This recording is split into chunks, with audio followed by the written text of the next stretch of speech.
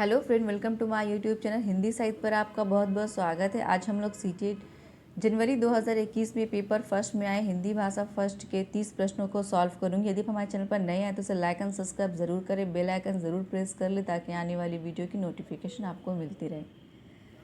CTET के exam में language के प्रश्न आपको एक अच्छा स्कोर करने का मौका देती है। आप इसमें थोड़ा सा मेहनत करेंगे तो एक अच्छा स्कोर कर सकते हैं। 30 में से यदि आप 28 या 19 नंबर लाते हैं तो आपके रिज़ल्ट बहुत अच्छा हो सकता है, इसलिए थोड़ा सा इसमें मेहनत करेंगे तो आप एक अच्छा स्कोर कर पाएंगे। तो चलिए स्टार्ट करते हैं आज का हमारा वीडियो। तो चलिए देखते हैं, यहाँ से हमारा प्रश्न स्टार्ट होता है। नीचे दिए गए गद्यांश को पढ़ करके पूछे गए प्रश्नों के उपयुक्त उत्तर दें। यहाँ से गद्यांश स्टार्ट है। ये नहीं भूलना चाहिए कि हमारा जो व्यवहार होता है उसी के अनुसार फल मिलता है। जो समाज और संवेदना की नीति मूलक स्थापनाओं को अपने व्यवहार का हिस्सा बनाता है वही शांति पाने का हकदार होता है।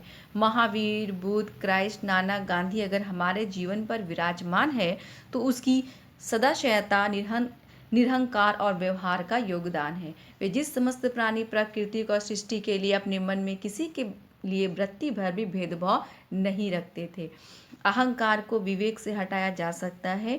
गांधी ने गुलामी से आज़ादी, मनुष्य की सेवा और विवेक से मित्रता को अपना लक्ष्य बनाया था। तो ये गांधी जी का लक्ष्य था कि मनुष्य की सेवा और विवेक से मित्रता को अपना लक्ष्य बनाया जाए और गुलामी से आज़ादी। सबके प्रति समान दृष्टि का ही भाव और व्यवहार था। गांधी था कि वो गांधी विश्व नेता बने। सबके प्रति उनका समान दृष्टि, समान व्यवहार ही था जो जिसकी वजह से गांधी जी विश्व के नेता बने। गीता में कहा गया है कि जो समस्त प्राणी के हित में सदा संलग्न रहता है सबका मित्र होता है। महावीर भी सत्य की साक्षात अनुभूति में मैत्री और अनिवार्यता की घोषणा करते हैं। ये अनुभूति सत्य है कि जो अपना मित्र होगा वो हर किसी का मित्र होगा। जो सबका मित्र है वही सही मित्र होता है। ऐसा नहीं कि आपसे मिल रहे हैं और दूसरे से लड़ रहे हैं तो वैसे मित्र वो किसी के भी नहीं होते हैं।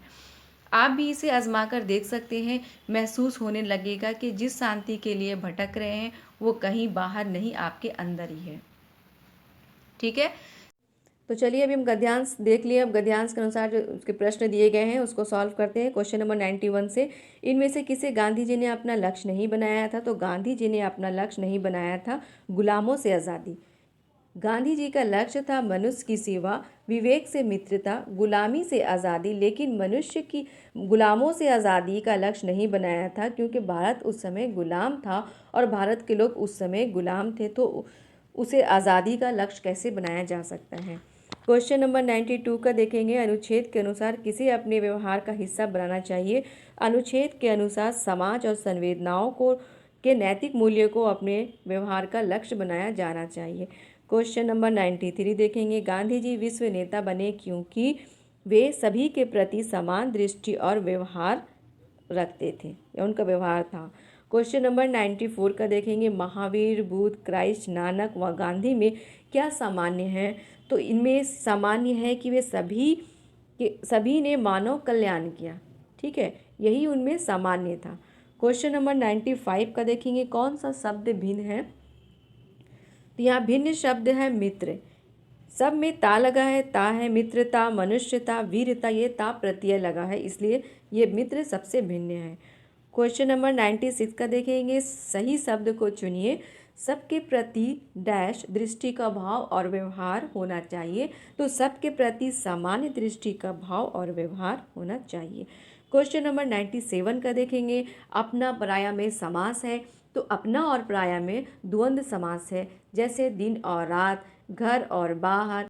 क्वेश्चन नंबर 98 का देखेंगे। हमें किसके अनुसार फल मिलता है? तो हमें अपने व्यवहारों के अनुसार फल मिलता है। क्वेश्चन नंबर 99 देखेंगे। शांति को कहाँ से पाया जा सकता है? तो शांति को स्वयं से पाया जाता है। ये पैसेज के लास्ट लाइन में दिया गया है कि शांति को हम स्वयं अपने अंदर ही पा सकते हैं। तो यहाँ आपका क्वेश्चन पैसेज से खत्म होता है। तो यहाँ से एक काव्य दिया गया है, काव्य को पढ़कर पूछे गए प्रश्नों के उत्तर देने हैं। ये कविता दिया गया है, कविता। उसके बाद यहाँ से क्वेश्चन दिया गया, कविता को पहले आप पढ़ लें, उसके बाद इसका आंसर करेंगे। कविता में प्रश्न देखेंगे हम। कविता में नीति धर्म की ज्योति प्रखर करने के लिए कहा गया है क्योंकि भ्रष्टाचार को दूर किया जा सके। क्वेश्चन नंबर 101 का देखेंगे, देश आज रो रहा है पंक्ति का आशय है कि देश में अशांति का वातावरण है, इसलिए आज देश रो रहा है। ठीक है। क्वेश्चन नंबर 102 का देखेंगे, द्वेष का शमन किया जा सकता है, तो द्वेष का शमन किया जा सकता है प्रेम से। क्वेश्चन नंबर 103 का देखेंगे, पीयूष का विलोम शब्द है, पीयूष का अर्थ होता है अमृत और अमृत का विलोम शब्द होगा विष। ठीक है। नीर का अर्थ होता है पानी और अमृत का पीयूष भी होता है, अमृत भी हुआ। क्वेश्चन नंबर 104 का देखेंगे, भ्रष्टाचार का संधि विच्छेद है भ्रष्ट धन आचार यानी कि भ्रष्टाचार, तो भ्रष्ट धन आपका यहाँ आंसर होगा, आंसर नंबर 3। कविता के अनुसार देश को सुदृढ़ किया जा सकता है समस्त देश भेदभाव को दूर करके। अब यहाँ से आपके प्रश्न सीडीपी के स्टार्ट होते हैं। चाइल्ड डेवलपमेंट के नीचे दिए गए प्रश्नों के लिए सबसे उपयुक्त विकल्प का चयन कीजिए। क्वेश्चन नंबर 106 से देखेंगे, कक्षा 1 में लिखना से प्रारंभ होता है, तो कक्षा 1 में लिखना चित्र बनाने से प्रारंभ होता है। बच्चे जब लिखना शुरू करते हैं तो स्टार्टिंग में वो कुछ ऐसी आड़ी टेढ़ी रेखाएं खींचते हैं, कुछ चित्र बनाते हैं, उसके बाद वो धीरे धीरे वो लिखना शुरू करते हैं। उनके लिखने का मन बढ़ होता है, लिखने में इंटरेस्ट होती है और वो धीरे धीरे लिखने की तरफ आकर्षित होते हैं, लिखना सीखना स्टार्ट करते हैं। तो बच्चे जो है प्रथमी कक्षा में, पहली कक्षा में चित्र बनाने से ही लिखने का कार्य प्रारंभ होता है। क्वेश्चन नंबर 107 का देखेंगे, भाषा कौशल के बारे में आप किस विचार से सहमत हैं? ये एक निश्चित क्रम में सीखे जाते हैं या एक दूसरे से अंतर संबंधित होते हैं या ये एक दूसरे को प्रभावित नहीं करते हैं, ये सभी एक साथ नहीं सीखे जाते। तो भाषा कौशल एक दूसरे को से अंतर संबंधित होते हैं। जब आप एक अच्छे लिसनर बनेंगे तभी आप एक अच्छे स्पीकर बनेंगे। जब आप अच्छे से किसी को सुन पाते हैं तभी आप अच्छे से बोल भी पाते हैं।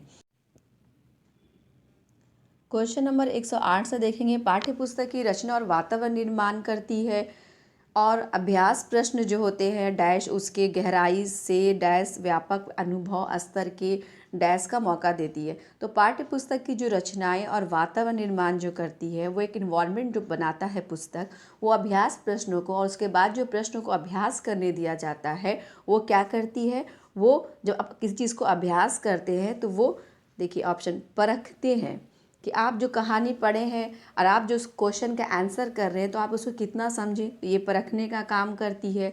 उसके गहराई से जुड़ना, यानी कि जो आप लेसन पढ़े हैं, लेसन में कुछ भी जो आपको सिखाया गया उससे आप कितना जुड़ पाए, वो जुड़ना। और व्यापक अनुभव स्तर के डैश का मौका देती है, यानी तदातमय का अर्थ होता है आत्मसात करना, यानी कि उसको समाहित करना, नॉलेज को बिल्ड करने का मौका देती है।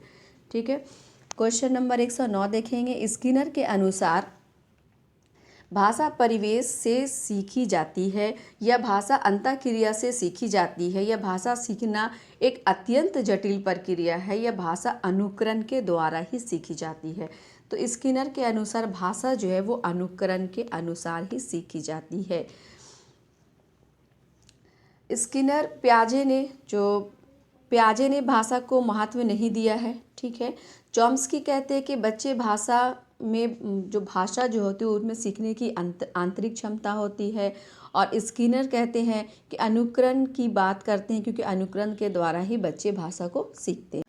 क्वेश्चन नंबर 110 का देखेंगे, प्राथमिक स्तर की पाठ्य पुस्तक में दिए गए प्रश्न को ध्यान से पढ़े। अगर तुम पापा की जगह होती तो ठेला कहाँ लगाती, ऐसा तुमने क्यों तय किया। यह प्रश्न किससे जुड़ा है? यह प्रश्न जुड़ा है विभिन्न व्यवसायों से या अनुभव की अभिव्यक्ति से या चिंतन क्षमता के विस्तार से या परिवार की जानकारी से। तो ऐसे प्रश्न जुड़े होते हैं चिंतन से। बच्चे से ऐसे प्रश्न किए जाते हैं जिसमें बच्चे वो अधिक सोचे, किसी भी टॉपिक में उसको आप वहाँ पर उसको जब वो बच्चे सोचेंगे कि यदि मैं उस जगह पर होती तो मैं किस तरह से कार्य करती, मैं किस तरह से करती, तो वो बच्चे सोच रहे हैं, उनकी चिंतन क्षमता का विस्तार हो रहा है, इसलिए ऐसे प्रश्नों को दिया जाता है। क्वेश्चन नंबर 111 का देखेंगे, हिंदी भाषा का आकलन करते समय आप किस बिंदु को सर्वाधिक महत्वपूर्ण देंगे। ऑप्शन है सहज अभिव्यक्ति, अलंकारित भाषा, भाषा की संरचना या व्याकरण सम्मत भाषा। तो हिंदी भाषा के आकलन करने के लिए सबसे सर्वाधिक महत्वपूर्ण है कि बच्चे जो भाषा बोल रहे हैं, सहज अभिव्यक्ति, वो अपनी उस भाषा में वो अपने आप को किस तरह से अभिव्यक्त कर रहे हैं। तो ये सबसे महत्वपूर्ण बिंदु है हिंदी भाषा के आकलन के लिए। क्वेश्चन नंबर 112 का देखेंगे। प्राथमिक स्तर पर पढ़ना सीखने की शुरुआत करने के लिए आप किस सामग्री को सर्वाधिक महत्वपूर्ण देंगे? तो प्राथमिक स्तर पर पढ़ना सीखने के लिए अक्षर ज्ञान, वर्णमाला, शुद्ध उच्चारण या रोचक कहानी। तो प्राथमिक स्तर के बच्चे जिन्हें पढ़ने की शुरुआत कर रहे थे, तब आप उससे अगर रोचक कहानी सुनाएंगे तो बच्चे कहानी में इंटरेस्ट लेंगे, फिर वो कहानी को जानने की कोशिश करेंगे, इस कहानी का अंत क्या हुआ, उससे जुड़ी अपनी कल्पना शक्ति उनकी बढ़ेंगी, वो सोचेंगे, उसके बारे में समझेंगे। तो ये सर्वाधिक महत्वपूर्ण है कि उसे रोचक कहानी सुनाई जाए या उन बच्चे से रोचक कहानी सुनी जाए।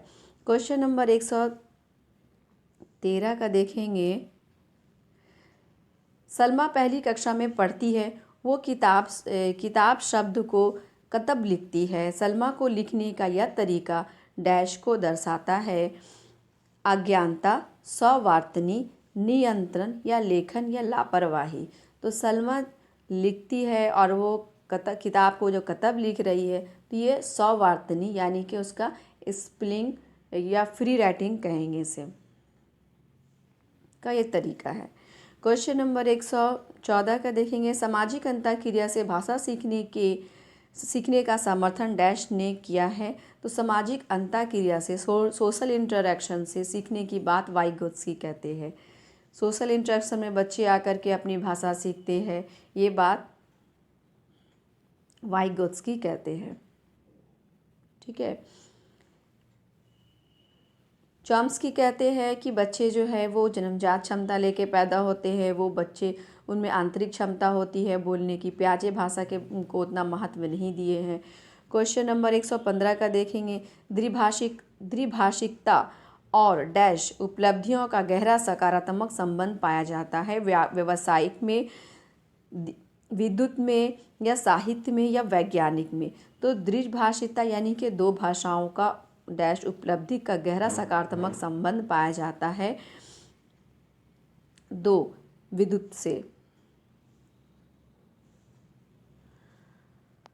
प्राथमिक स्तर पर पढ़ते समय आप हिंदी भाषा संबंधी किस पक्ष पर सर्वाधिक बल देंगे? तो प्राथमिक स्तर पर पढ़ाते समय आप हिंदी भाषा में सर्वाधिक बल दिया जाएगा भाषा प्रयोग का। भाषा जितना प्रयोग होगा बच्चे उतना अच्छा से उसे जान पाएंगे। तो जहाँ प्रयोग रहेगा भाषा को पढ़ने के स्तर बढ़ाते समय, तो ये प्रयोग सबसे इम्पॉर्टेंट होता, महत्वपूर्ण बिंदु होती है शिक्षण के संबंध में।